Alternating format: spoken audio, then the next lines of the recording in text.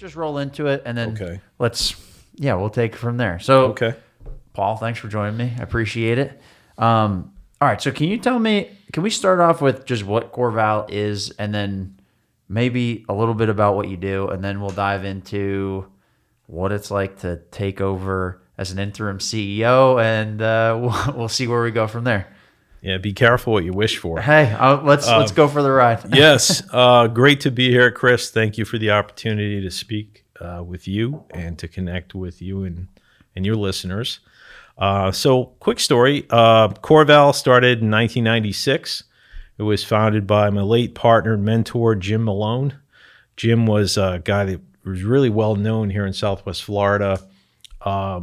Jim is probably the only guy that's ever been a CEO of 6 Fortune 100, 500 companies, and really quickly developed a reputation as a person to bring in when there was a crisis or the company was struggling. Most companies struggle in 3 ways. It's usually, or some combination of 3 ways. It's usually financial, operational, or they just, as I say, they don't have their mojo working on sales and marketing. Okay. And surprisingly, probably the number 3 failure factor in a lot of companies is they either don't have a sales team or a marketing presence. Surprisingly, a lot of companies don't even have one salesperson. They just kind of hope that the phone rings and that's their strategy. Okay, I can see it because. All right, so why do you think the third one happens? I don't know why, but I think managers and owners, and in some cases, boards of directors, have certain biases. And for some reason, unjustly so, salespeople get a bad rap. There's this feeling that, having a sales team is sort of a negative.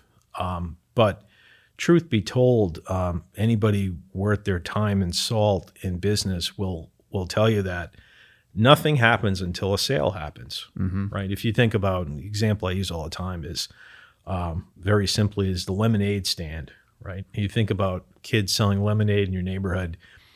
Generally, if it's 2, 3, 4, 5 kids, they know what it costs to make lemonade, and they know how many they want to sell. And they're selling, right? They're trying to flag cars down, and Sure. There's a price and there's a sign and there's some marketing happening, right?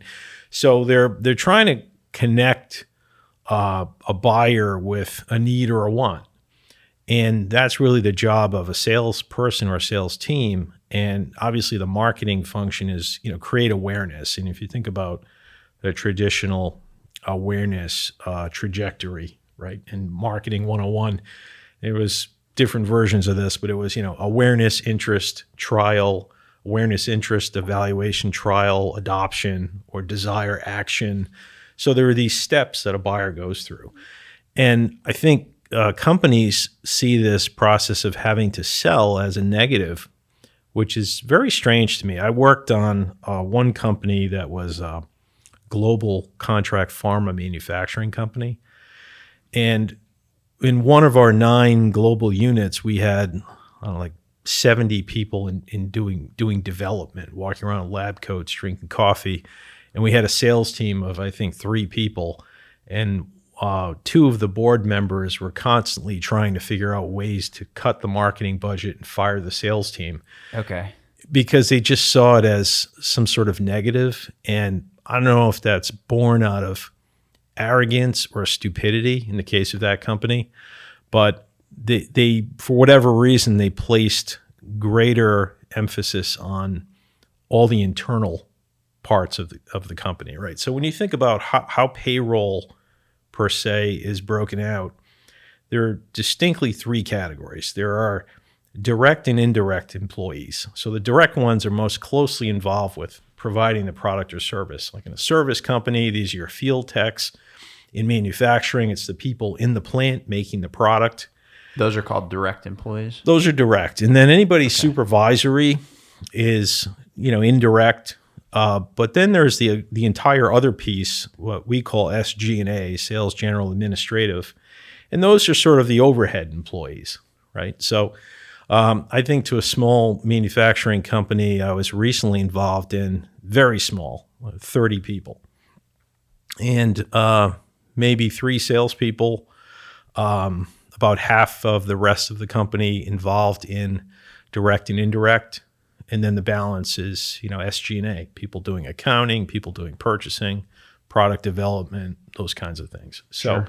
in a smaller company, it's more apparent, but when you get into a larger company where you've got 2, 3, 4, 5, 10,000 employees, it can, the hiring can get out of control. And a lot of companies, I think, just get over their skis with getting too many people, and what comes with that inherently is not having the right people. So, And you mean, and that kind of hiring comes in like all different parts of the company, yes, not just in the sales. True. Okay. That's Okay, true. got it. Well, so like a company with 30 people, having 3 sales reps sounds about right. Just in terms of the like, that doesn't strike me as like, oh, there's like a real vulnerability there. That kind of proportionally makes sense. But having 3 people at a company of a few hundred seems like literally like a liability that you could at any time have your entire pipeline of new revenue just get shut off. That's a great point. Again, back to the pharma example. So I think we had maybe 2,700 employees. I was the CEO. My job was to come in, manage a team, turn the business around. So when I went in there, I followed an industry veteran who I think also didn't really understand KPIs and metrics and profitability. It was more about, let's keep buying sites, let's keep kind of building this, huge infrastructure. They spent like $30 million on an IT system with SAP that didn't work. They just sort of threw money at problems, which is a common issue in a larger company. But the irony of the whole thing was it was a contract manufacturer. So the business model means the sales team has to go out and find work to manage capacity in the plants. So it's not even like you had a recurring revenue model where it's kind of taking care of itself and then the sales are just to help growth. It was the existence of the company was based on acquiring new sales. For the most part, there was some Okay. legacy business that came from, these were sites that were divested from a mix of big pharma companies. Okay. These are things like companies like GSK, Novartis, Merck, Pfizer, Astellas, et cetera. So when those companies were divested and tucked into this roll-up, these carve-outs, there was some assurance that there would be some minimum volume to create sustainability, but that wasn't enough to kind of keep the wheels turning. So in this particular example, the company was, I don't know, 3 to 350 million revenue, and they were bleeding. The EBITDA was negative. So we cleaned it up. A year later, it was 32 million EBITDA. So a substantial turnaround. And it wasn't so much, that fix was not so much coming on the back of headcount reduction. It was more, let's renegotiate contracts. Let's eliminate superfluous expense. Let's, look at waste, right? So, Yeah. so even operationally, when you get into manufacturing, a lot of the best manufacturing methodologies came out of Toyota. Yeah, because they did the Lean and Six Sigma, like that. Did they kind of pioneer that stuff, or am I kind of combining two different things? No, that's true. I think culturally they were sort of the catalyst for that. And there's the Japanese word for waste is muda, M-U-D-A. And it's this whole idea of there's not just waste in manufacturing, there's also waste in like processes that don't work, duplication. There's a thing called span of control in an organization where, let's say, you've heard of the flat organization, right? So the whole idea is that you don't want too many layers. And when you have a span of control problem, you may have, let's say there's a vice president that's managing a director who's managing, 3 managers, and those managers are managing, 15 supervisors. And there's just a lot of layers. Like a hierarchy where, so what's the problem with having that many layers? Well, it's costly. It's slow. Decision making takes longer. A lot of times there's confusion about what the marching orders are. It's like the old telephone game thing where you pass the message around. So, vice president or senior VP gives a message and says, gives a directive to the VP. That gets passed along to directors. That gets passed along to managers, supervisors, floor people. So by the time it gets to the manufacturing floor, it's a whole different message. Mm-hmm. But if you compress the number of layers, you speed up the process. You make the process inherently more efficient. One manufacturing company I was involved with, we had, it was consumer products manufacturing.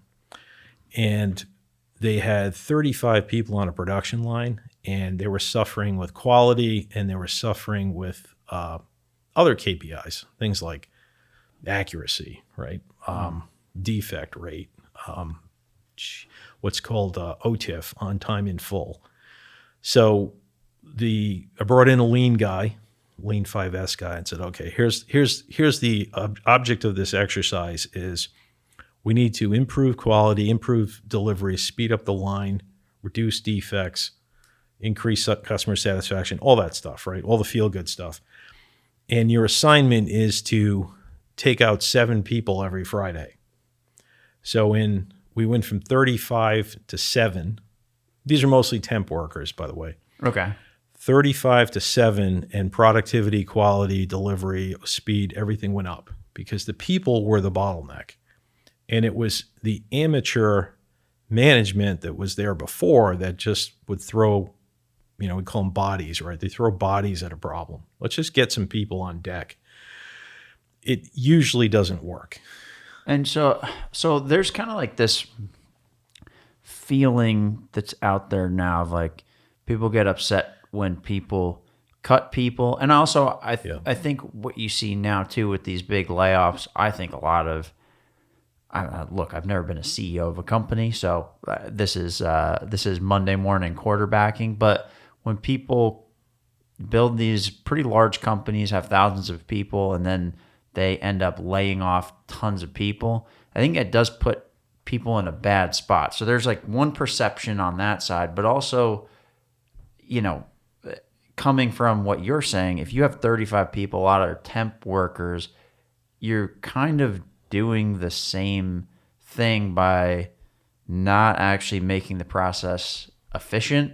You kind of seems like you end up building up people's hope that maybe they might have a chance for a longer term job or things like that. But do you notice that it ends up hurting those 7 qualified people more than it does, give these other 20 something people an opportunity? Like, is it more of a drag on the good people to have that situation? I'm just curious, like what you've noticed. It's a great question. I think it can be any of a number of phenomena. So one answer or one possibility is those good people that you want to stick, they sort of get thrown into this kind of whirlwind of distraction, right? Yeah, and that often happens. And in all fairness to the other people, it's not fair to them to give them the idea that this is a longer term engagement or it's going to convert into some long-term role. Sometimes that happens, sometimes it doesn't. It's, get a foot in the door, see where it goes. But I think the recruiting process and the hiring process is fundamentally flawed in so many different ways. And again, having been in 85 or 6 engagements in 37 industries, I think now, one of the things I will tell you is people are the most important ingredient in an enterprise. And I don't think any CEO, if you look back in history, there may be some examples of extremely poor leadership where there was a lot of slaughtering of the herd, completely desensitized. Way back in the day, there was a guy named, one of Jim Malone's contemporaries was a guy named Chainsaw Al Dunlap, who was this guy that had this notorious, he was a cutter, right? Okay. And what I've seen is you can't really shrink to greatness. You can't really shrink to profitability. You have to live within your means as an organization, but wholesale slaughtering of people usually doesn't work. Okay. And It doesn't seem like it would. it usually doesn't, unless the company, I think, admittedly, there are a lot of circumstances where companies grew rapidly and they had a lot of money to throw at things because they were, abundantly funded by VCs. Good examples of that are, some of the darlings that have been on the covers of magazines like Forbes. And these are things like, Adam Newman and WeWork, right? SoftBank, which is a huge Japanese fund, largely funded with Saudi resources. Okay. SoftBank, for some of the companies they've been involved in, have been very successful, like Sprint. Others have been disastrous, like WeWork, Katera, and there's a few other ones.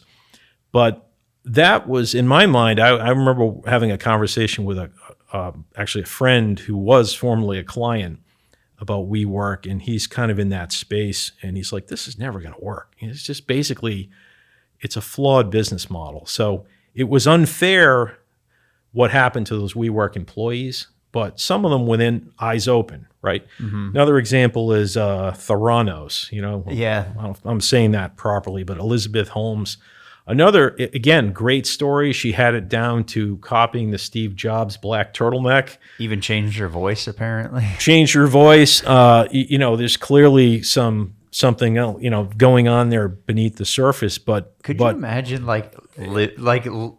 literally walking around with a different voice all the time? Like if you're like, "Hey, Paul, nice to meet you," and you're like, "Hello, it's nice to meet you too. I'm really glad to be here." Seriously, I feel like that would. It's got to melt your brain after a little bit. I think so, but there are a lot of examples of this, and even among the this plethora of influencers on LinkedIn, and all of these people that, especially in the real estate side, that somehow miraculously amass these huge billions over time, right? Yeah.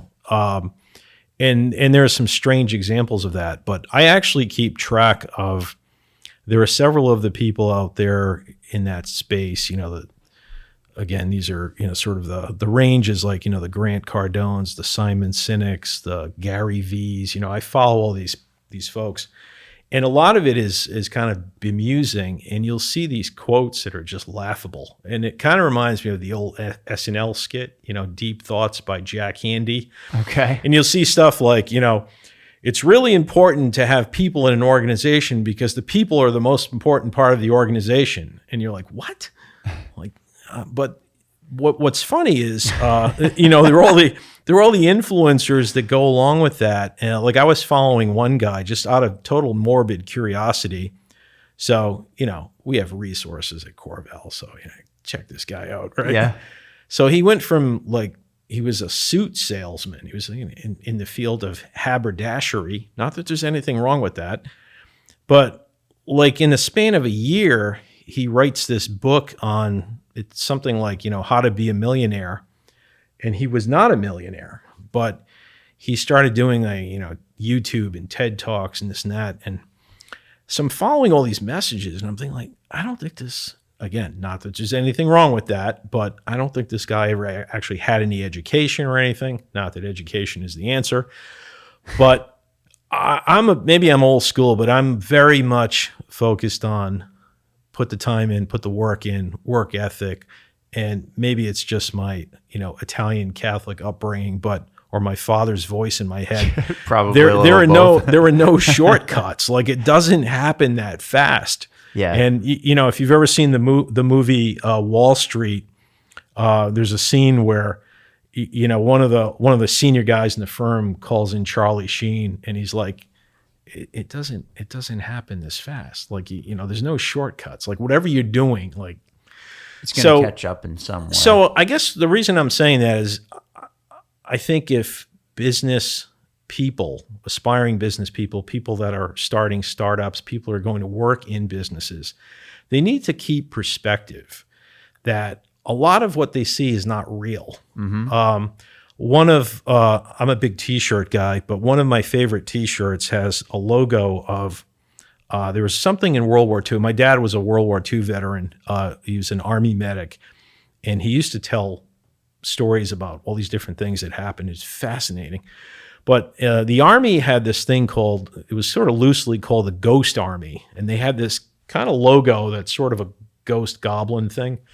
But in order to have, from aerial surveillance, to have ground assemblies look larger than thought, they would have inflatables. They would use inflatable tanks, inflatable buildings. And the whole idea was this sort of make yourself look bigger than you are, cast this big shadow. And one of the sayings that really irks me is fake it till you make it. I think that's absolute BS. Again, I think you have to put the time in, you have to do the work, you have to be diligent, you have to be responsible. But I think what's happened is business people have been drawn to this sort of sexy notion that social media can drive the appearance of success to the point where you have all these followers and you're, giving TED Talks and you're a business guru. But if you peel those layers back, a lot of these people have never run anything other than their mouth. So I would be, again, caveat emptor, right? Buyer beware. And you have to be very careful about the advice that's out there. The other part of that too is if they were that good at running businesses, then they would be more quiet and they'd be running those businesses, right? Yeah. So again, keep it in perspective. But well, I'm glad you say that, because that's always something that I get.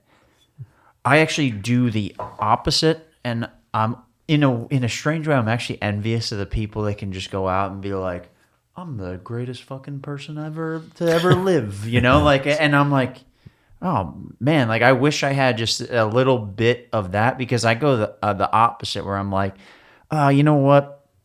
I actually, I haven't climbed an entire mountain, so maybe I really can't tell anybody about this. But it's like, oh no, you've climbed 12,000 foot mountains. Maybe you've never climbed a 14 or 16,000 foot mountain, but you have some experience. Like you could tell people things. I'm very hesitant to start putting out advice like I know what I'm talking about. And I ran into that. It's funny that you say that there's a perception that you know more than you know, or you're killing it, or you're doing great. Before I came back here and started selling the software, I started a podcast production company, and I was running it, and I was putting out content and all this stuff. And the business was technically profitable, but just making $1 means that $1 more than you lost means that you're technically profitable. That's true. So it wasn't enough to sustain my family and do all these things, and added a lot of stress. And I was like, it's not worth it. I'm going to come back. I'm going to get a job, regroup, and grow this thing. And if I want to go back to it or try something else, I can. Nice. But when I was doing that, I would get a lot of people that would be like, man, you're killing it. I see you all over the place. You must be growing like crazy. And it gives a weird perception to other people that maybe more than what you actually know. And because I got to kind of see it from that side of people thought that I knew way more, or I was doing way better than I was doing, it did actually give me a sense of skepticism of when I look at other people who like LinkedIn is a perfect place in their bio, 5,000, 50,000 followers, whatever the vanity metric thing is, I get really skeptical. Right. And I've kind of gotten better at picking up who's full of BS pretty quickly. And then over time you start to realize who's actually real and who's putting out things that are actually relevant. Hey, I read 10 of their things and 9 out of the 10 made actual logical sense. And, I tried a couple things and they actually work. Okay, I'll fair enough. I'll give you your due now, but it's very weird influencery kind of. It's a weird time. One of the things that I always do, or we always do, so if I go in and run a company, whether it's interim or it's a little bit longer term, you've heard the saying, readers are leaders, leaders are readers. So we assign reading to a book to employees every month, and just to sort of open their minds, right? And part of it is to have them shed preconceived notions, give them new thoughts, new ideas, new decision-making frameworks, but also to just sort of rip the Band-Aid off of the legacy culture, right? And obviously, if the legacy culture was as good as everybody thought it was, the company wouldn't be in the situation it's in. Sure. You wouldn't need me, right? So, and part of it too is, and we'll talk about governance in a second, but that's an entirely different reality. But getting employees to relate better to each other is really the art of fixing the culture and creating a sustainable, good culture going forward. What do you mean? Well, I think one of the best books that we recommend is part of the HBR, Harvard Business Review series. It's called On Emotional Intelligence, and it's written by Daniel Goleman, Goleman. Okay. Anyway, Daniel, I don't know Daniel, but his book is fantastic, and it's a thin book, it's a great book, but it's the whole idea of managers and culture being tied to EQ, emotional quotient, not so much IQ. And what it does is it gets employees to kind of see through a different lens when they read this book. If they read this book, that's another challenge, is probably about a third of employees will actually read the book. Yep. 2/3 will not. But in the EQ realm, it gets them to see their peers and all the stakeholders of the company, vendors, customers, regulators, boards of directors, owners, bankers, whoever, through a different lens. And part of what happens in a low EQ manager or low EQ employee is they're very sort of short fused. They're very resentful.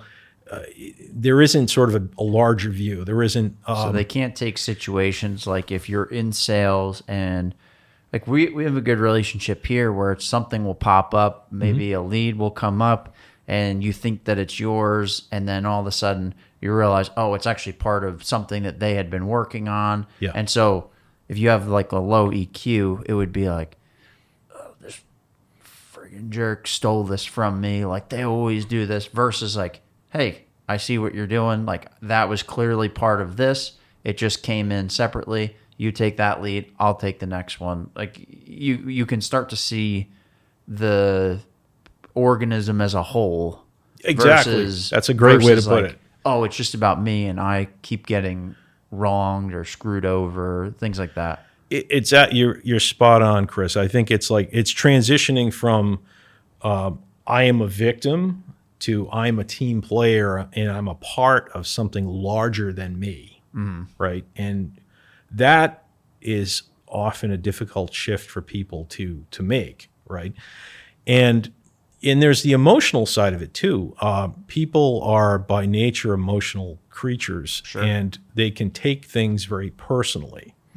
And in part of what that goes along with being the type A personality, being the disciplined person, because you have expectations of other people that may or may not align to the expectations that you hold for yourself. Yep. I have an article that I co-wrote with a client a few months back it's called Great Expectations. And one of the examples I used in there was my late Uncle Bill, who was a phenomenal guy. And he was a true bon vivant, but he knew how to enjoy life, work hard, play hard. But he told me a story. He worked, his entire career was with Sears, back when Sears was Sears. And it was a prideful organization, not the mess that it is now. But I think he spent 45 years with Sears, started as like a guy selling shoes or furniture, when the furniture department, kind of worked his way up. He's like division manager, no formal education, but smarter than most people on the planet. But he told his story about when he was in the furniture department about setting expectations, and the trap that they would fall into was because they were always running behind, right? And he would, the example is he calls Mrs. Nussbaum and he says, "Mrs. Nussbaum, I have your queen mattress." And guess what? Originally, we were going to deliver it on Friday, but actually, we have a truck in the area and we can deliver it on Wednesday. Would you like that? And she's delighted, right? The reality was he set expectations because the mattress was going to be delivered probably Thursday, right? And maybe he was able to get it moved up internally. But the rookie mistake is because somebody's afraid to not please somebody, they'll say, "Hey, Mrs. Nussbaum, I think I can have it there Monday or Tuesday." And then that goes sideways. Yep. Because of things usually out of your control. But it's the whole idea of how you set expectations in that process, right? So, you move the timeline, you move the line in the sand. But what happens in a lot of managerial circumstances, or even on the sales side, as you know, your view of the conversation and the prospect's view of the conversation may be out of alignment. Your view of how you're doing your job and the person you report to, their view of how you're doing your job may be out of alignment. So there's an expectations gap, right? And like one of the things we do in managerial training is things like riddles, right? Okay. We use a lot of riddles. And I'll give you a quick example. So the story goes like this. There's a car accident and 2 stretchers are rolled into the ER of the two victims of the car accident. And the doctor comes running out and the doctor says, "Oh my God," this is the attendant physician in the ER. "Oh my God, that's my son and his father. How is that possible?" You're stumped, right? The 2 victims, "That's my son and that's his father. How is that possible?" And the doctor is the ER doctor, right? Okay. No, see, stop. When I said doctor, you pictured a man. Doctor's a woman. Oh, it's the mom. That there's a bias there. We all have it, right? We all have it. Sure. But in our collective societal consciousness, the view of a doctor is what we see on TV. It's a guy in a lab coat. But in this case, it's not. Okay. That's my son and that's his father. She's the doctor. You see the bias problem there? Yep. So what we do is we use a series of riddles, and a lot of this comes out of defense training, law enforcement training, profiling, because those agencies really have to understand the human psyche and how people think. And the notion of riddling as a strategy is a way to kind of ferret out clues, but it's also a way for the manager, to realize that, guess what? You don't know everything. Yeah. Right? So quick example, I had told you about one of the marine companies that we worked on years ago, big boat manufacturer. And Jim and I went in there. Jim was hired to be CEO, and then hired to be chairman. Then later, when the CEO that was in there really was a nice guy, but not a change agent, they said to Jim, "Can you be chairman and CEO?" So we had gone into the factory and we did a town hall meeting with the employees. And I remember this all the time. And I use this example all the time. I do it myself in these engagements, is you go in and you meet with the employees and you don't profess to have all the answers because you don't, and you can't. And that's an amateur trap to fall into. And what Jim would say to the employees would be, "Hey, look, you guys have forgotten more about this company and this industry than I will ever know. But my job is to, help this company survive, make this business sustainable, fix what is broken, but I can't do that alone. We have to do that together. And it becomes an inclusive process. It's not a defensive process. Yeah. And I learned a lot from Jim, and one of my favorite quotes that I repeat all the time is, culture is determined by the worst behavior that the organization tolerates. Okay. And that's an interesting notion, because in many situations I've been in, the worst behavior in the organization is sometimes the owners or the directors. So governance can be a challenge, and bad governance can do more damage than bad management. So I always say to founders, early stage companies, if you're going to build a board of advisors, do not build a culture of yes people. It's not what you want. And don't build a culture of people that don't understand what they're governing, right? Which is often a problem. Well, and that's what I was going to ask you about. This is I've experienced it firsthand and I see it what looks like pretty frequently, and you also see it just based on the type of LinkedIn posts that come from people that I'm 31, that come from people that are my age and younger, that are in private equity, that are talking about like exactly how to run a huge sales organization. I'm like, you don't know shit about this for sure. Like I'm figuring this out. Like maybe we know the same amount.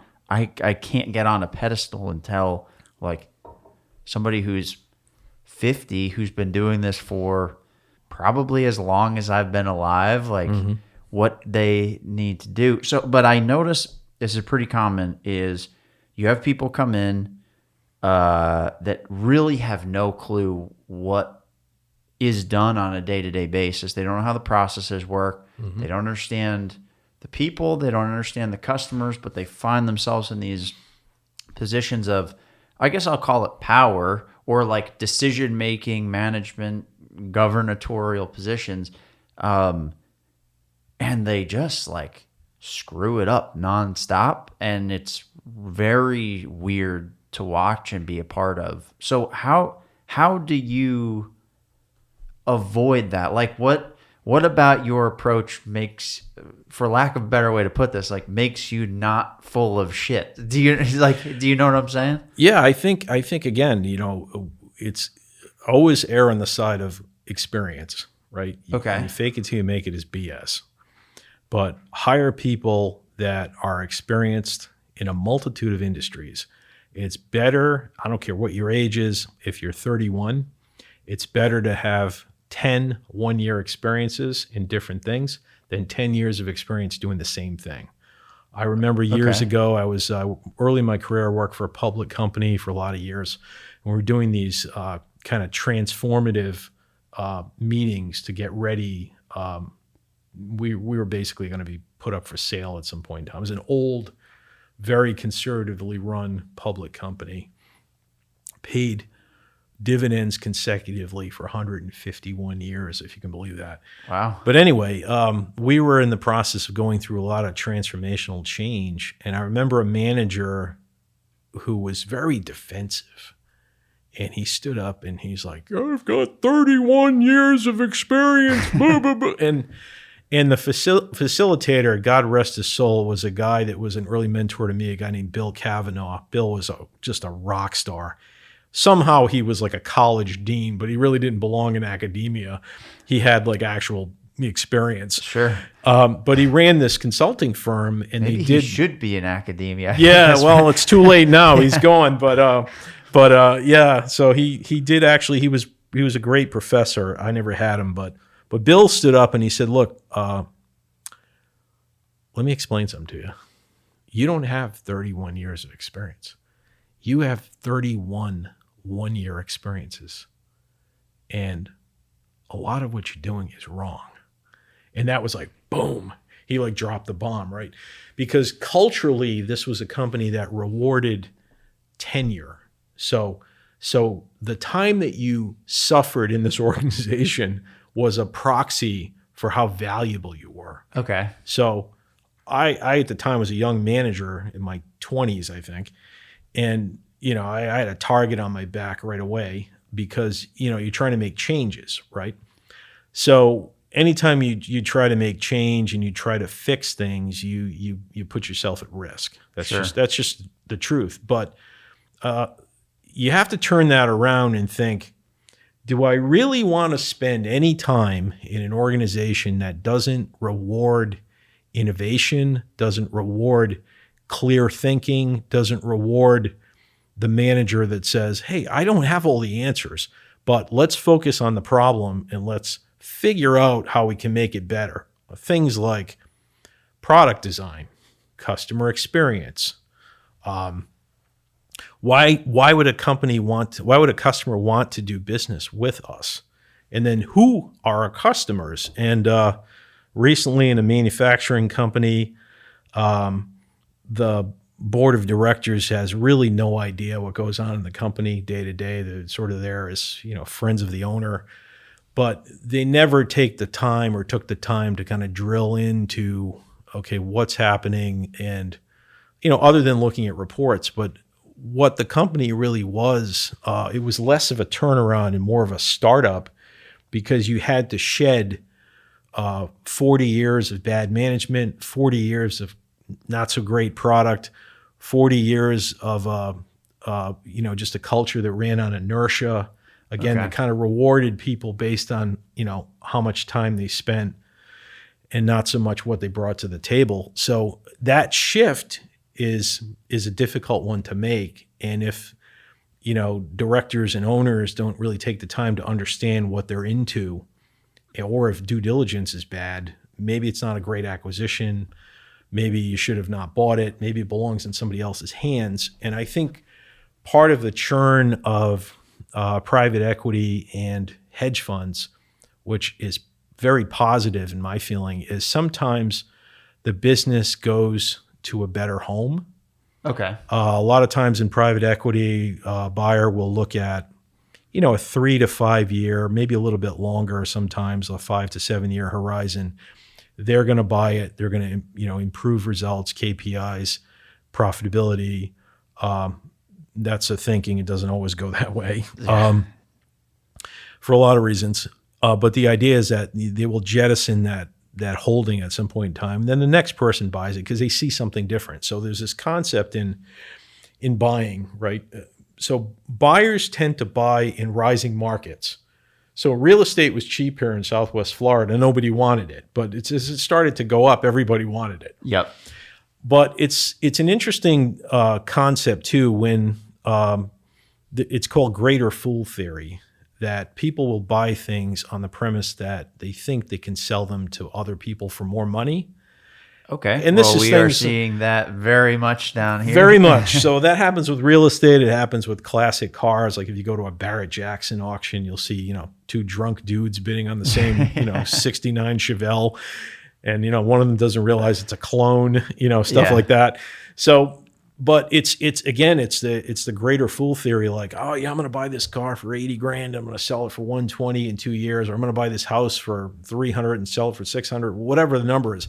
The But- NFT thing felt very much like Yeah. that. Yeah. And like a lot of the crypto dumps and scams and stuff like that. There's a lot of that stuff that felt very much like there's no intrinsic value in it. It's more like, hey, could you time the ride up correctly? So people even do that with businesses then too. Absolutely. It's Okay. very common in private equity where they will make changes to create value. It might be like they might buy a company as a base and then they're going to do a roll up or a tuck in. They'll buy maybe 3 competitors in that industry. So now that it has more critical mass, it's throwing off better metrics, return on capital. They'll try to reduce debt leverage because, when a PE firm or hedge fund buys a business, they're going to put in some combination of debt and equity. And if the company's over levered, then the leverage ratio is going to be too high. But they're going to try to create critical mass and then sell that company in 3 to 5 or 5 to 7 years at some multiple of revenue, some multiple of EBITDA, which is sort of a proxy for profitability. But it's the whole notion that, if we get it up to $100 million business, EBITDA is running 12 to 15%. So we're generating 15 million EBITDA. Maybe in that industry, the multiple on acquisitions is 10x. So we sell it for 150 million. We're in the chips, right? Sure. Doesn't always go that way. But that's the concept. That's the concept. You take a handful of smaller companies, put them together, at least, even if you don't see a longer term vision for it, it's like clean it up, get it moving in the right direction, and then sell it.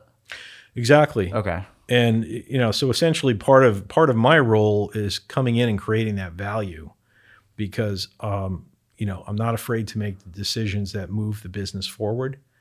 A lot of times the incumbent management, they may be, again, in certain industries I've been in, the guy or the gal that I replaced had the 30 years of experience in the same industry, but didn't know how to make profit, didn't know how to make changes, Sure. didn't know how to create growth.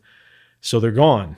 But there are a lot of examples of, again, people buy the sexy story, right? We talked about WeWork, plenty of other examples, Sam Bankman-Fried in this FTX fiasco. I don't know. It all seemed legit. I don't know why everybody's Yeah, again, it's you mentioned the NFTs. I had a philosophical agreement with a guy I serve on a board of a company with.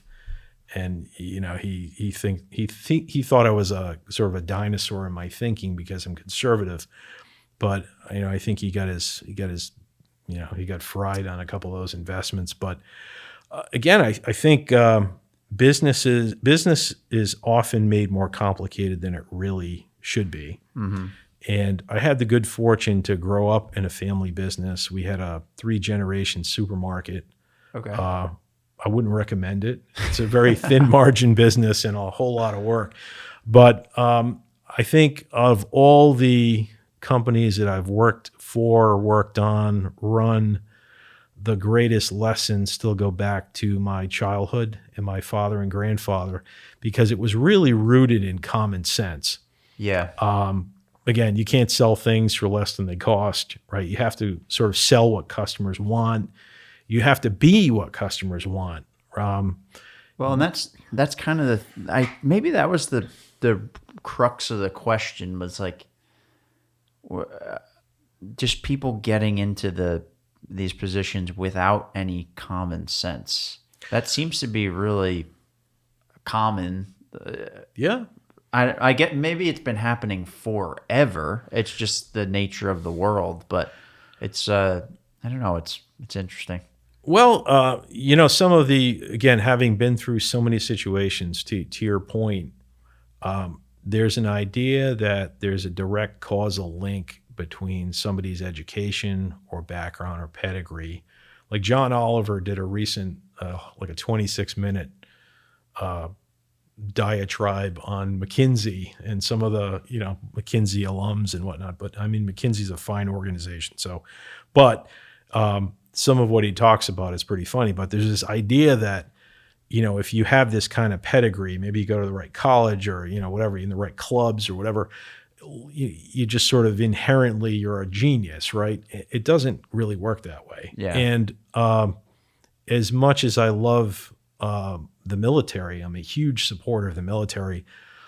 Sometimes military leadership doesn't translate. Like the people that are in the military that transition to business, most of them are great because they have discipline, they have training, they're tactical, they're intelligent.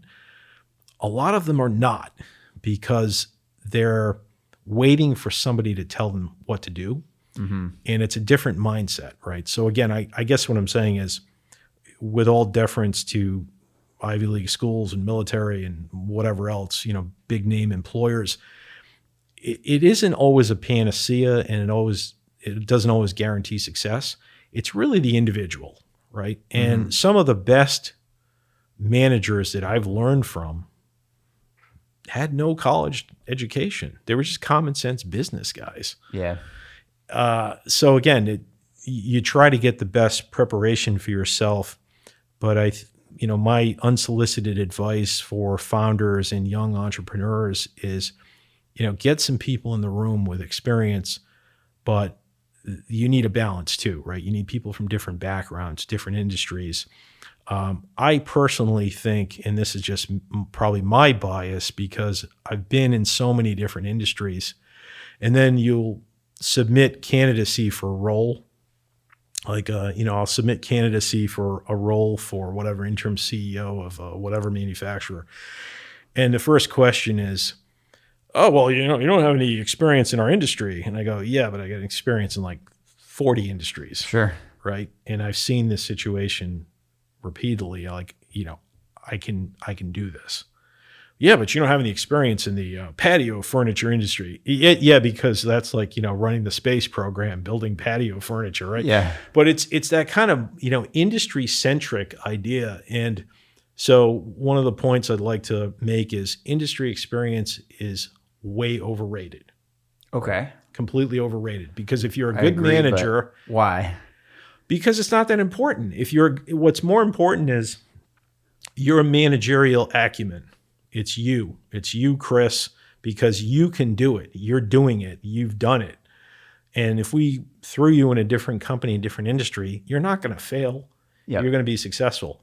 But we may take, maybe the other person that's a candidate for a job has, again, 31 years of experience working in patio furniture. So we drop that person in. He's probably going to fall on his face if it's a situation requiring change, rapid management, rapid decision-making, recruitment. We can talk about recruitment for a second. I know you had some questions about that. That's a very interesting thing to talk about in this time. Let's do it. Okay, so what questions do you have? Well, because what we were talking about when we spoke, I guess last week, was just interesting going through the job hunt process recently. So it all came from, I hear from all business owners of all types of jobs and, from factory jobs to like office level jobs to, middle management or director jobs. Like it's so hard to find good people. Mm-hmm. And I don't know. I just kind of find myself like nodding and saying yes. And I think maybe it's just because I heard people saying it over and over, but I don't actually know if that's true. But I do hear it from everybody all around the country. And I don't know if parts of it do have to do with like the way that the population is kind of structured right now, where you have a lot of older people leaving the workforce. And so you have this age gap and also the experience gap leaving the workforce. So there's some, I feel like there's some truth to that, but also getting a job and going through the hiring process sucks. Like it's horrible. Like going on LinkedIn and trying to find something. It's like, completely flawed. Well, within a day, like we were talking about, I went through the jobs search process and I try to approach it like sales. Like you don't just go through the application, you connect with people there, you call the company, you call somebody, talk about this, that, like, hey, I'm also applying. I tried to do those things because I would apply to these things and then it'd be like 600 people applied in the last day. And you're like, dude, like, what am I going to do? I don't profess to be an expert on this, but I've hired lots of people and I've used a lot of recruiters. And I've also been on the receiving end of being recruited, because when you do what I do, you have to go through the whole intergalactic search too, right? Yeah.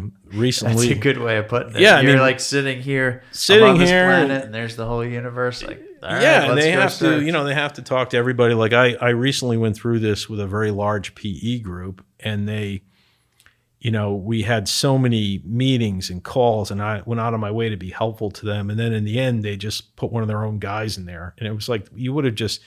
If you just told me you wanted free advice, I would have been like, okay, fine. Yeah. But don't waste my time and make it look like something else. And the person they stuck in that role is not going to work, but they think it is. Sure. But that aside, if you've ever seen the movie Analyze This with Robert De Niro. It's been a while. There's a scene where, Robert De Niro is basically trying to get a job and straighten his life out after like being in the witness protection program or something. And he's in a he's in an Audi dealership in Manhattan, and he's selling cars, and this couple's just sort of peppering him with questions, and they're wasting his time, and he's getting frustrated with the whole process, and he just sort of loses it on them in the showroom. And when you're in the interview process, that's how you feel. You're like, how many more questions do you have to ask me? Like we've been talking about this for 90 days, right? So I feel bad for, and most of what I do is not in a traditional interviewing context. Sometimes it is, but I feel bad for anybody going through that because it's a torturous experience and it takes way longer than it should.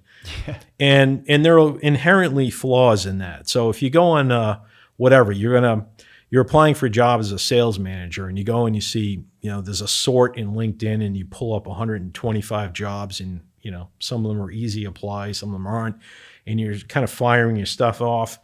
And then to your point, you look and it says, okay, 600 applicants or 253 applicants, whatever. If you didn't get the resume in early, odds are, the way the algorithm works, you're just way at the back of the bus. They don't even know who you are. And you have to do the back channeling. Like, you have to try to get to the HR manager, but everybody else is also doing that too. So there has to be a creative way to stand out. Or, what I always say, it's not what you know, it's who you know. It's not who you know, it's who knows you. Yeah. So that has sort of turned around. So you have to kind of make yourself known in that process.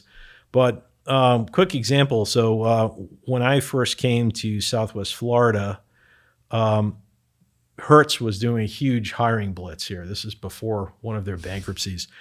And they were complaining like, oh, we just can't get anybody. We can't get anybody. I just exited an equipment rental company, and I was trying to get into their equipment rental division. And they were just hiring a bunch of recruiters that never actually seemed to hire anybody. So this recruiting thing became this sort of albatross, right? Mm-hmm. And I think that happens in a lot of organizations. Now what you have is you have contract recruiters that aren't necessarily employees, and their job is basically to collect resumes. If it's not automated, they may be sort of doing some preliminary screening. So they may be taking it's the funnel, right? So they take the 600 resumes, maybe they sort and they pull 60, and then maybe they whittle it down to 12, and then there's some process there.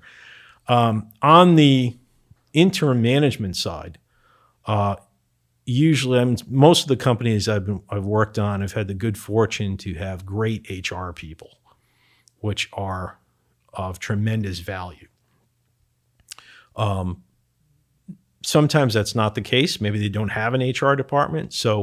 But if you're looking for an exact left-handed widget stamper, whatever that is, or if you're looking for an exact salesperson, like, for example, one of the recruiters I use on the sales side is a guy named Peter Cotton. Peter's been doing this forever. Best Sales Talent is the name of his group. Free commercial there, Peter. But Peter helped me tremendously. I was running the pharma company. We had to hire, 8 or 10 salespeople. Okay. And globally, which is not easy because you have things like GPDR, you have all these hiring regs. Mm-hmm. So, he sort of ran that process, right? But I know some great recruiters, even locally, there are some great people in Southwest Florida. But it's a hard job for them too, because there's a lot of time being wasted. So people don't read the job description, and it'll say something like, okay, you're going to be a sales rep for AutoZone, must have prior automotive experience. And the person's been working at Starbucks or, whatever, Home Depot or whatever. Again, nothing wrong with that, but different industry, right? So you didn't read the ad, and you sent in a resume, and you're working in a QSR restaurant, and you want to be an automotive sales rep. You just wasted my time and yours. The flip side of that, though, is that every one of these jobs is like, this is a entry or just slightly above entry level job. We're going to pay you $40,000, but we need 5 years of experience in this and this. Yeah. And you're like, that, like, what? Yeah, doesn't make a lot of sense. this unicorn that you're looking for doesn't exist. So let me throw my That's true. resume. So like that's the flip side is when you're hitting this barrage of like just constantly looking through job duties, like a lot of them just copy and paste from That's true. Other things. So you're like, all right, got it. Quick apply. Oh, 10 years of experience, so I can make $70,000. Sure, right. Like, okay, let me just throw my thing in there and see if it works. Like that is the flip side of where that comes in. It probably does waste everybody's time, but I think it gets demoralizing going through the process. It does. One of the recent companies I worked on, we had to hire, basically they had no sales team. So we had to hire initially 2 salespeople. So, you do the descriptions, you go to the market. One person we thought would be ideal because he had worked for several of the competitors and really presented well. And we thought, geez, this guy's the guy, right? He's the guy. Well, he wasn't the guy. Yeah. Yeah, he couldn't sell free soap to the filthy rich. But anyway, isn't it funny how that happens? It was kind of interesting. We had that at the old company. There was like a kind of a cohort of salespeople that came in. They had come from a big company, had their leader, and then the individual salespeople that came from the company that basically followed that person. And it was just one of those things where not a good fit for somebody to go from like a mega kind of corporation down into a business at the time maybe had 50 people. Yeah. And just hoping that you could say I'll give this speech about essentially nothing and this, and then suddenly like the numbers are okay. Like it's very different in a smaller company where it's like very different. Hey, you actually have to know who the customers are, what is going on, like how we're taking care of people, why people are saying no, and like get your salespeople over those humps. Like it was very interesting to see. That person ended up, I don't know, leaving or getting fired, like a mutual kind of thing. And then all the people that came with them got let go or quit. Interesting. And they left, some of them were fine, but a lot of them left a mess for us. Like I was in customer success team. I helped stand that up. So we were reaching out to customers, doing all this stuff. And then the guy, he had the same first name as me. And so when he got fired, they were like, all right, can you take over the West Coast of the whole U.S.? I was like, oh, fucking, all right, I'll give it a shot. Yeah, like, sure, let me try. So this was selling aviation maintenance software.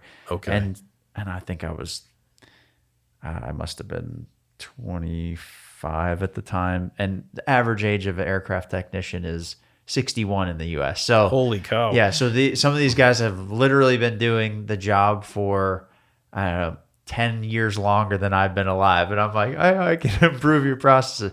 But I would call and I'd be like, hey, I'm Chris from this company. And they'd be like, hey, man, like, basically like, fuck you, dude. Like, we don't like you. And I'm like, hey, I even did this where I called people up and hey, I'm Chris from this company.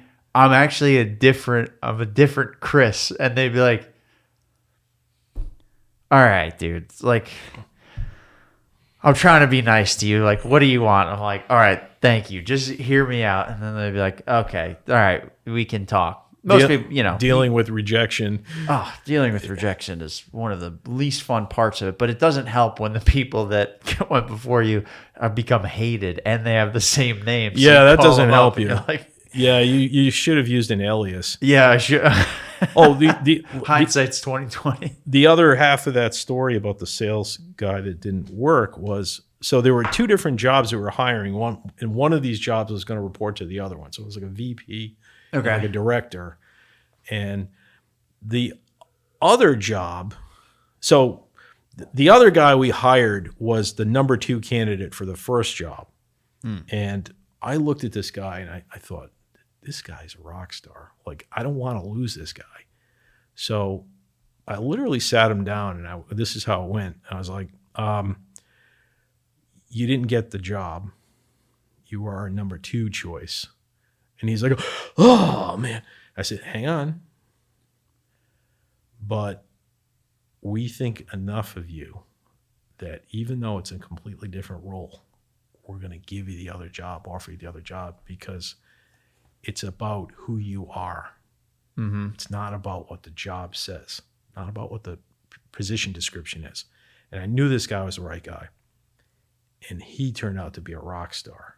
The first guy on paper checked all the boxes, didn't work out. And part of it was culturally, he didn't mesh with the team. But some of it was just, again, not his fault. I think when you're coming from a larger company where a lot of things are done for you, yes, there's this kind of over the wall phenomenon where you just literally go, okay, I filled out, the CRM, or I did this or I did that, and it goes on to the next admin person. Like, how come the leads aren't just coming in? Like, there a lot of times it's basing like percentages and close rates off of an assumption that the company name and trajectory and momentum is already bringing things in. Whereas when you're in a smaller spot, that's a good point. It's very much self-generated. There isn't, when you toss it over the wall, you're tossing that shit piles up on your own seat. It's just, it's a different, it's a seat that I sit in on a different time of the day when I go to do this work. Yeah, like, that's by right. By tossing it over the wall, you're you're on the other side of the wall. You're going to end up catching all of that as you go. Well, there's a great, if obviously part of what you do is sales, but there's a great article from many years ago, and even though it's dated, it's not dated. Okay. It's called, it was again out of the HBR series. It's an article called "Staple Yourself to an Order," and it's the notion of best practices in running an order through an organization. So you have customer-facing contact, you're managing the CRM, whatever. Maybe you're not, but you have the customer relationship. So they're buying Chris. Mm-hmm. They're not buying the company.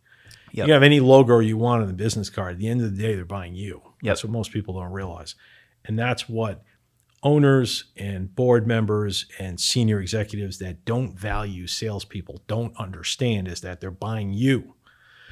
And what happens is you have to manage that process. Again, we talked about expectations, but through in running that sales order through the trajectory in the organization, you have to staple yourself to that order. You have to follow it through to make sure that there are no hiccups, there are no screw-ups, there are no snafus, whatever you want to call them. Sure.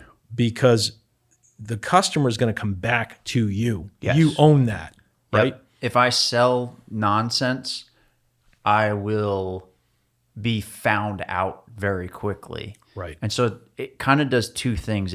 One makes me sometimes you can over disqualify, which is like a negative side of it, but also it does force me to have to be willing to have like more uncomfortable conversations about either what detail of service that we provide or how we enroll the boats, or when I call a customer back, like where do they typically land? Right. And also that does come down to, it's something that I have to continually get better at and also monitor myself. So a big part of what ends up holding me back in some of these cases is it's fear in some way, a fear of calling a customer and getting bad news, whatever that, like, it's just these self-limits that I've got in place that as I get older and each year, like now I have a 2-year-old, I've got another baby on the way. It's like as life goes on, I have more experiences. I have, literal people that I need to now take care of. Some of those fears and things kind of dissipate, and I just can get closer to just get to the point, and not worry about offending people. But it's like those are the internal battles that I go through, and then also you got to have some external battles to make sure that you're taking care of the customer and you're essentially like fighting for them or you're working for them. Does that make sense? Absolutely. I think part of what comes with maturity is placing greater value on your time, right? And you're serving constituents, right? You have a wife and two 1.5 children, and there's no greater motivator than being family propelled or when you get the mortgage and all that stuff, debt propelled. Yes. Right. Yes. It's a motivator, right? Oh, It's my best friend that I grew up with, his dad used to say, everybody needs to sweat a little bit, right? It's motivation.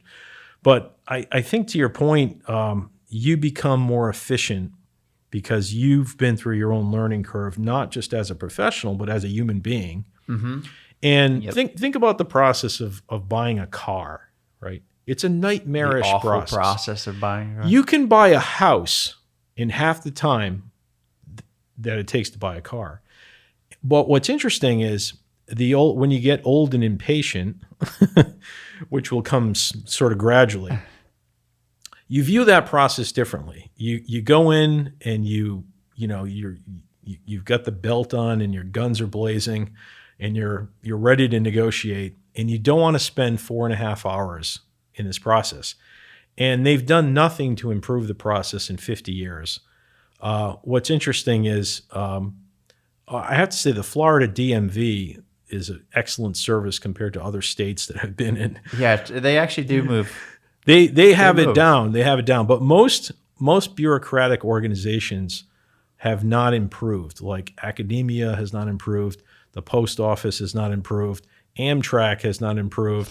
Library, most DMVs, et cetera. But the car dealer really has not improved at all.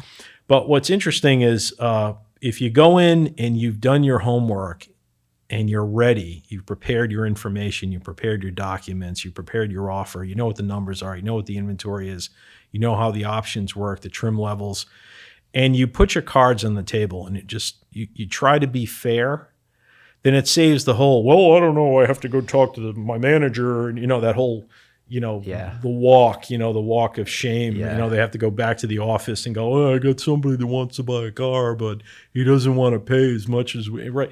It's like, okay, let's just cut through all that BS, right? Mm-hmm. So this is my number. This is my number for the trade. We're going to do this or we're not. Because if not, here's the business card that I got from the guy up the street that you compete with. I can go talk to him, flip it over. These are his numbers.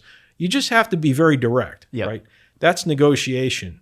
And I learned 2 things from my dad in negotiation. Number 1, if you're not willing to walk away, you generally will always lose. Yeah. Number 2, the first person to mention price loses.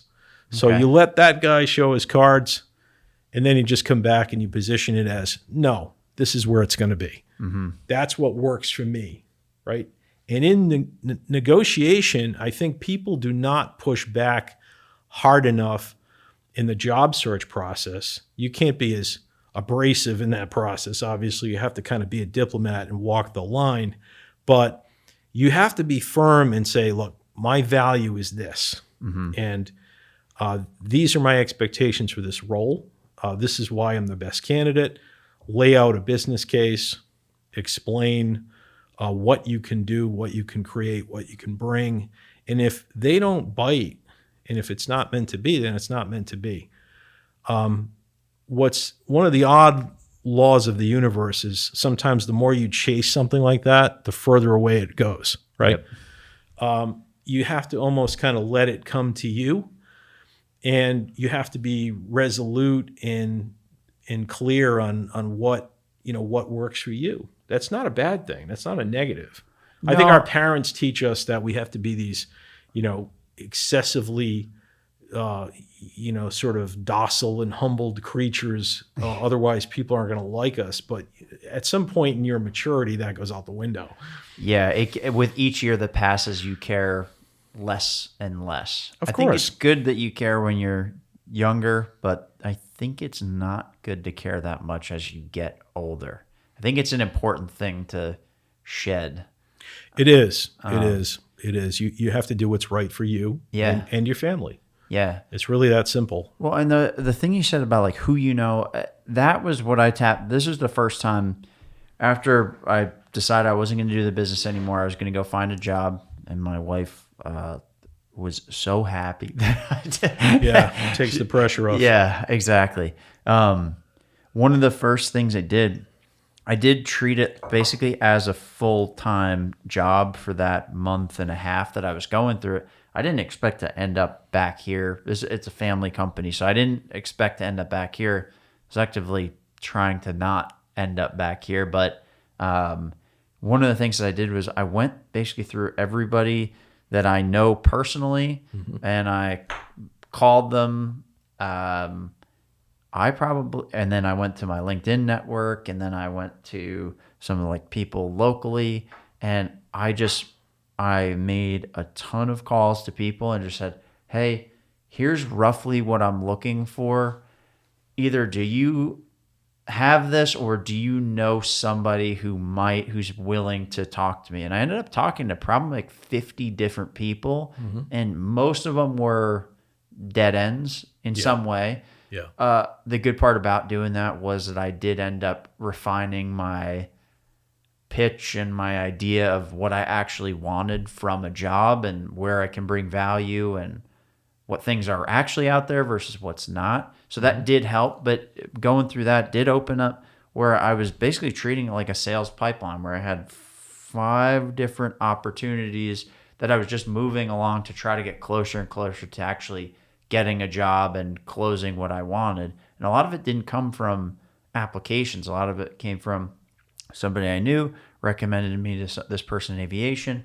I went to a trade show in Miami, a small one, and I walked around looking at the different booths that were there and saw somebody had a software that was similar to what I sold, but adjacent, different part of the industry. Okay. And like got talking to them. And so things like that really helped that process. So I guess for what it's worth, anybody listening, try that too, because it's that was very helpful.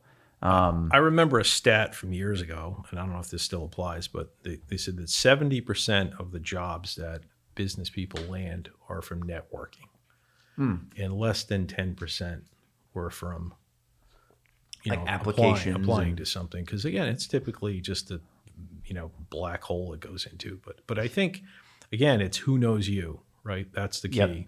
It's making yourself known, and I think that happens later in your career. Most of the work that you get, engagements that you get, it's mostly referrals. Yeah. Well, can I ask you something just like Sure. on a personal or like a mindset level? Sure.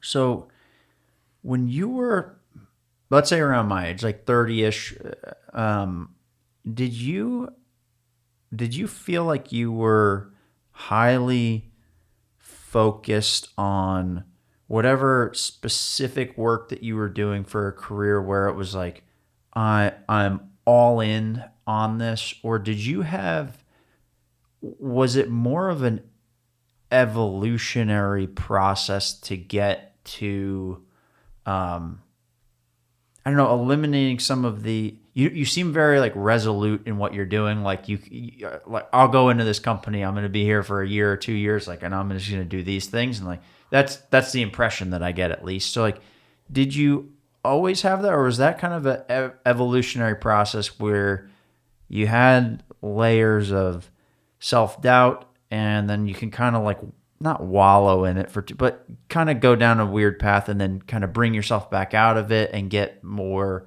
like resolute as you get experience in your career? Was that a progression, or did you like always know like, oh, this is exactly what I'm doing? Like, does that question make sense? I have to tell you, I've been asked a lot of questions. That is probably one of the best questions I've ever been asked. Okay, cool. Not for me, but just as questions go. That is probably one of the best questions I've ever heard asked. Okay, cool. Seriously. All right, cool. And I will try to do it justice. So I think a few things. Again, God, what a great question. So part of what happens to us as people is we, especially if we're creative and we're driven, we tend to try to seek information. Like we look for closure, we look for understanding out of situations, out of encounters from ourselves. Like we want, within ourselves, we want to understand something. And there is some fallacy in that. But to that end, most of what we worry about will never happen to us. And I can get inside your head as a 31-year-old. Okay. And I can, because I've been in that situation, and I can think about what was in my head with a child, with a second child, with paying a mortgage, with working in the company that I was in, questioning, am I in the right place? Am I in the right industry? Does my boss care enough about me to push me along? And I had a couple of things happen to me. But I think the 31-year-old version of me was probably less confident and more of a control freak and probably more neurotic because I was worrying about things that I've heard some good answers, but that's one of the things. Well, but it's true because you're young and you have a young family and there are all these pressures and you don't understand it. It's like driving in the dark and Like in a snowstorm at night. yeah, but here's the thing. Here's the analogy. And this is one of the things that sort of shifted my mindset.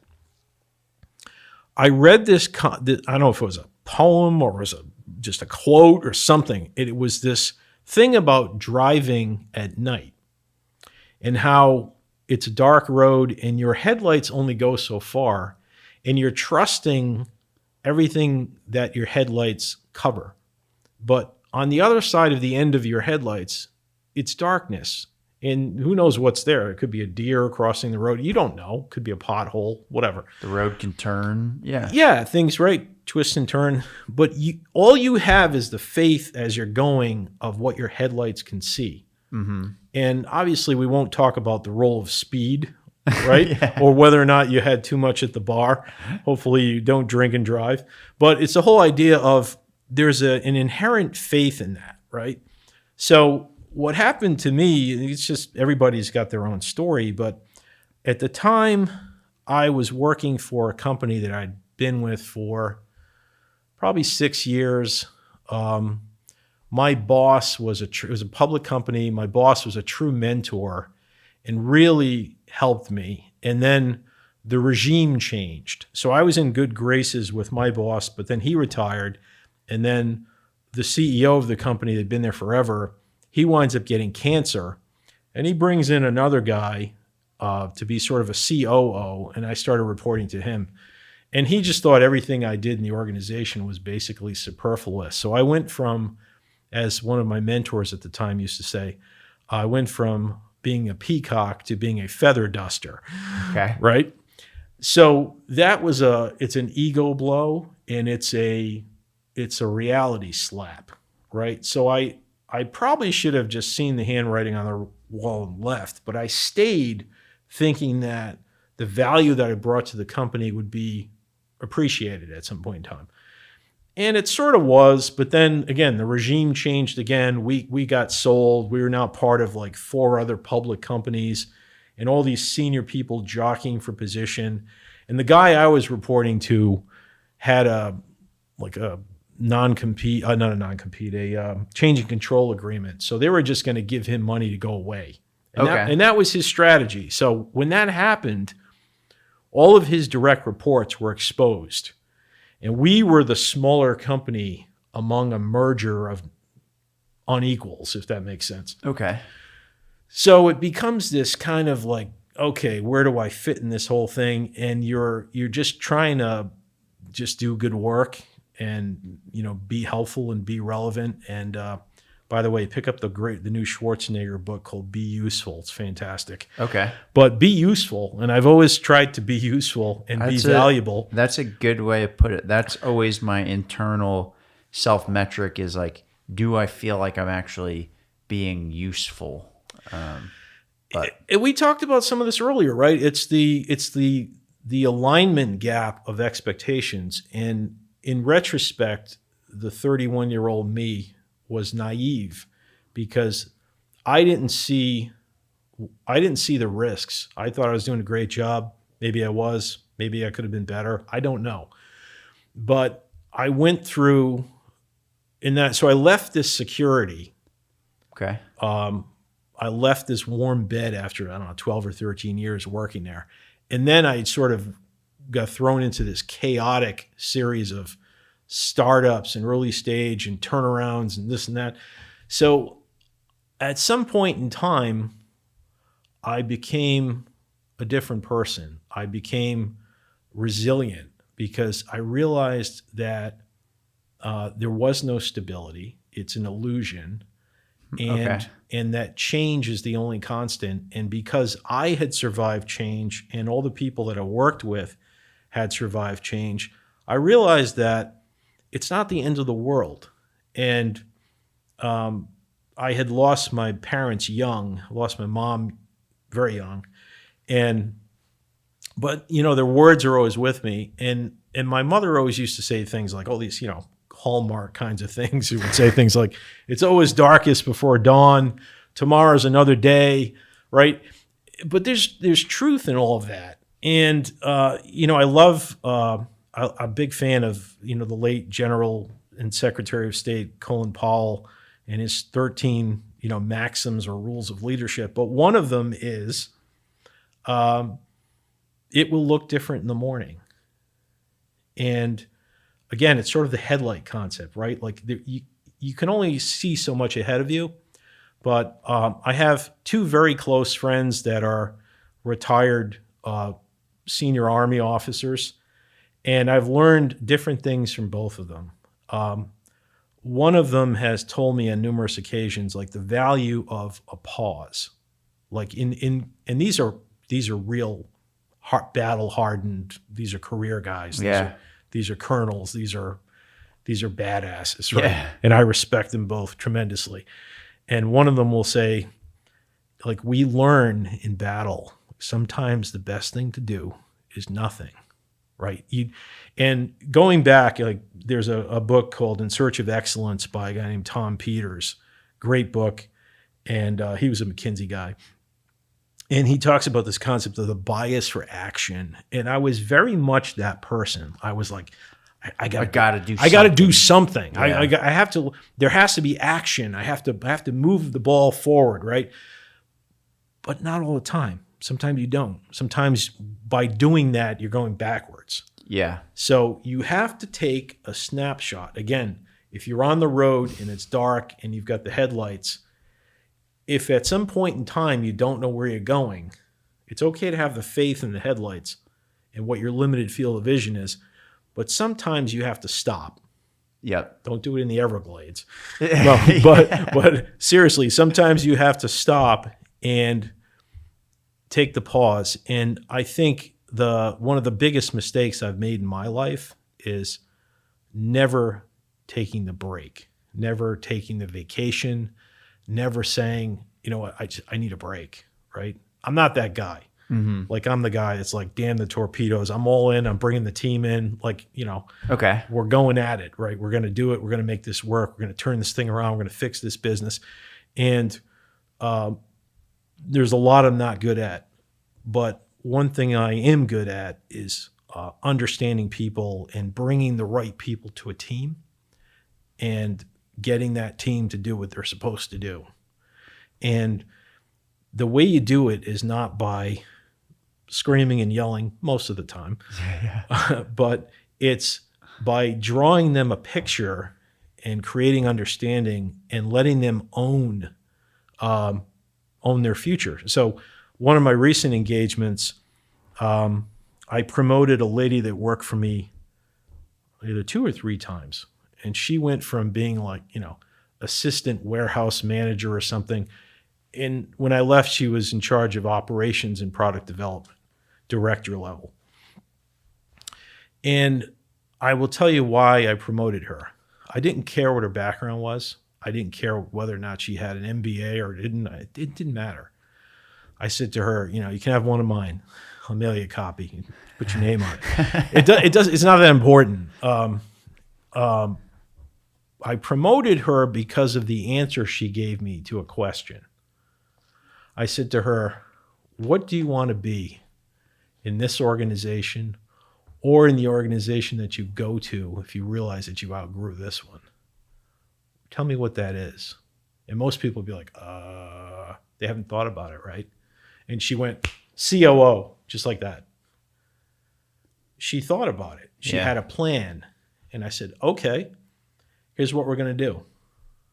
I laid out job description with HR, laid out a job description. We said, okay, this is what you're on the hook for. This is what I need you to do. These are the changes that you need to look at. I'm not going to tell you how to run your line or your store, but these are the results that we need. And she got it done. Yeah. And then some, right? And then some. And then I promoted her again because she was the right person to get it done. But she had the confidence, she had the vision, she had the clarity, she had what it takes. And they used to talk about the astronaut program, right? They used to say the right stuff. Mm-hmm. What's the right stuff? Not every astronaut can be an astronaut. Some of them are just bureaucrats, right? Sure. Let them work in whatever, some version of NASA on the ground. Maybe that's where they belong. Yep. Not everybody goes to space. Sure. You played sports, right? Not everybody makes the traveling team. Sure. And in our society, we've gotten into this trap of not wanting to offend anybody. And, we have to give every little leaguer a trophy for participation. No, that's bullshit. Here's what you give them. You give them reality. You give them a lesson that, you know what? You really sucked. You struck out. Your nickname should be K because you struck out so many times, right? You need to get better. If you want to be on this team, you have a responsibility to your teammates, right? That's tough love, right? Because we don't want to offend anybody, but part of being a manager is supporting your team members. And they have to know that if you're in their face, it's because you want them to get better, right? The best coaches in the world aren't pushovers. Yeah. Right? They're hard asses, right? And if you look back at your moment, you're 31, you look back to 21, 18, 15, the biggest breakthroughs in your life came at the points where somebody gave you a hard dose of reality, number one. Number two, you fell on your face. Number three, you made a choice to make change and get better or go in a different direction. And you own all of that. Yep. Right? Those are the breakthrough moments. And, Definitely. the social media influencers will put a great spin on this and they'll talk about fail forward and fail fast and this and that. Fail for the sake of failure. I wrote an article years ago about Cortez burning the ships, right? You've heard this concept, burn the boats. And in Schwarzenegger's book, he talks about the fallacy of having a plan B, how you set yourself up to fail ahead of time because it's a safety net, right? The old Walenda, the flying Walendas, they used to walk on ropes and stuff, never used safety nets because their thinking was, I got to be all in on this, right?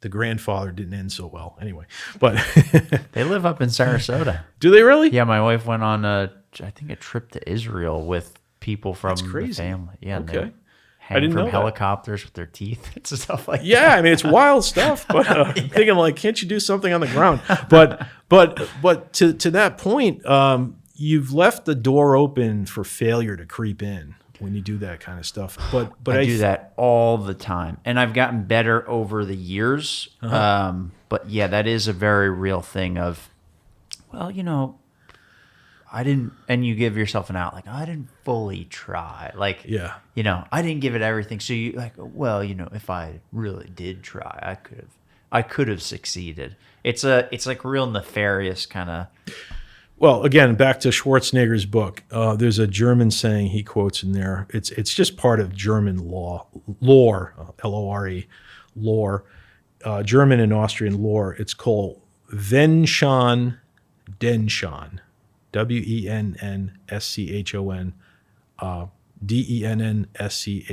And what it means is if, then all, more or less. Mercedes has a version of this in their ad campaign. It says the best or nothing. Okay. Right. That's their tagline. That's their positioning statement. But in the culture is what it means is either you do it all the way or don't do it. Yep. Either you're all in or you're not. And when you are turning a company around, you figure out real quickly who's going to make the traveling team. And literally we'll say that, we're not the SEAL team, but if you have to ring the bell and go home, now's your time, right? Yep. If you can't handle this, if you can't make change, if you can't hire, if you can't fire, if you can't motivate, if you can't come in early and leave late, you shouldn't be here, because that's what it takes. And guess what? I'll outwork all of you. Did you have this, so you kind of cut to the core of the question ultimately, that all in or nothing. Right. Is that something that you've always had, or is that something that you have built over time? It was always there.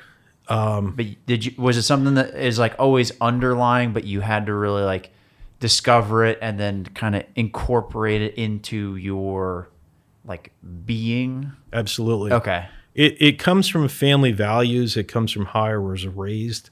Again, I'm not bragging or anything like that, but I will certainly brag about my family. But you have never seen people work like this in your life, and this goes back like 3 generations. The work ethic, the perseverance, the determination, the commitment, the support, good times, bad, it's fierce, mm-hmm. right? But it's all in the name of doing what's right, elevating other people, creating results, leaving things better than you found them, right? And it really goes back to that value system. But, I think, again, the 31-year-old me or the 31-year-old version of any other manager or any of my contemporaries would probably be answering this question the same way, that, those battles are hard fought and those lessons are hard learned. And, we could quote lots of corny cliches and everything else, but one of the truths is, you're sort of a lump of coal before you're a diamond, right? and what makes the difference is the heat and the fire and the pressure and the cuts you take, right? And the hits you take. And I will always hire that person that slugged it out. I will always hire that person. I don't want the kid whose father bought him an MBA from an Ivy League school and he was, caddying at the golf. I don't want that person. I want the person that slugged it out, going to night school, balancing 2 kids, a mortgage, right, paying off student loans. That's the guy you want. Yep. You want the guy who's a commando. Well, and there's something that you detect about those people. Like you can pick it up. Yeah. And they can be scary to be around, but it's also a very necessary thing because their existence, their like very existence causing a question whether or not you're living up to your best version of yourself. So like even just this conversation as we're talking, I'm just thinking through like, shit, like there's like 4 different things that I could be doing with sales that are just like very straightforward that I could make minor changes and get a lot more done. Mm-hmm. But like, I'm just kind of not doing them. And like, as we're talking through this, it's like, you kind of realize your own BS when you're around that kind, like when you're around other people that are succeeding or doing things like that, it's a reminder to get over yourself and keep moving. Yeah. Yeah. I think you have to be open, right? You have to be open to new ways of thinking. And I would say this, again, from my age, mid 50s back to your age, the more I've learned, the less I realized how much I know. Yeah. Because, when you're a young Turk manager, you think like you know everything and you're going to take over the world. And then as you go through, life happens, right? Great John Lennon quote, life is what happens when you're making other plans. It's absolutely true. Yeah. And, it's the random sucker punch on a Friday when you didn't see your company getting shut down, or, you didn't know your boss didn't think you were as great as you thought you were. Things happen, right? But that's part of our growth. And, again, it's sort of the concept of ignorance is bliss. I think if you're a thinking person and an internalizing type person, this can lead to like internal torment, right? Because you're always thinking. I get it. I've been there, done it, got the T-shirt. I totally get that. And but you have to get out of that. And it's the saying, right? God bats last, right? So like you got to put faith in things that you put the work in. Maybe this isn't the right time or the right moment or the right situation, but it's part of the steps of getting somewhere else, right? Yeah. Think about algebra. I don't know if they still teach algebra, but rise over run, right? Slope, right? It's like you go this way, you go up, you go this way, you go up, right? It's rise over run. That's the nature of getting somewhere. And as we're educated and we're, I don't want to say institutionalized. We probably should be institutionalized with what's happening with education right now. But in the educational arena, traditionally, or in society, there's this idea that it's a perfect trajectory, that your life is linear, but it's not. It's jagged, it's messy, it's sloppy. There's, steps forward, there's steps back. And overall, that gets you further than easy doesn't take you anywhere. Well, and there's the essay by Ralph Waldo Emerson called Self-Reliance. Yes. And there's a good quote in there that's like, consistency is like for small-minded people, and a lot of people will look at people who do things and fail and all this stuff and like, oh, they're ruined. But he's like, if you look at the trajectory of greatness in a person or people who accomplish things, and you narrow in, it's a lot of small, jagged movements that over time, when you move back and you pull the lens back, it looks like a smooth curve up. But when you get down and you really zoom in on it, it's a ton of like jagged, I'm going this way and this way and this way. But over time, you just kind of happen to, almost like a vine growing towards the light or something like that. It ends up catching the pole, and then it can now grow upwards. But there's all these movements and failures and mini failures, mini successes, all that stuff. Absolutely true. If you go up to Fort Myers, have you ever been to the Edison Ford Estates? Yep. Yeah. So you've got Thomas Edison living next to Henry Ford. And in the great Henry Ford quote is, if I had asked the people what they'd wanted, they said they would have faster horses, right? And then Edison, all the times he failed trying to make light bulbs, 10,000 times, whatever. But these were guys that were relentless in trying to move things forward, right? Move things ahead. And kind of the third leg of that stool was Harvey Firestone. And I think less is known about him, but you start to dig into it and you realize like the foresight of going to another country and planting rubber trees and having an operation to harvest, rubber to make tires. Like they were thinking like generations ahead. Yep. And the European mindset is very much that way. They have a longer view. we talked earlier about, even in the Asian cultures, the Asian business cultures, SoftBank, despite some of their wrinkles like WeWork and a few other things, but SoftBank has, the average public company in America probably has a 38, 40-page annual report. These guys have like 150, 180, 200-page annual report. They have a 200-year business plan. Like, they're thinking way out, right? Okay. And again, some of it doesn't work, right? WeWork didn't work. But that's probably an outlier. But if you look at, again, in those cultures, and you think about their notion of merely as a manager or an owner or a caretaker or CEO, I'm just a custodian of this thing until it gets handed off to the next guy. But there's something bigger than me here. I'm making light bulbs. I'm making cars. I'm making tires. This is much bigger than me, right?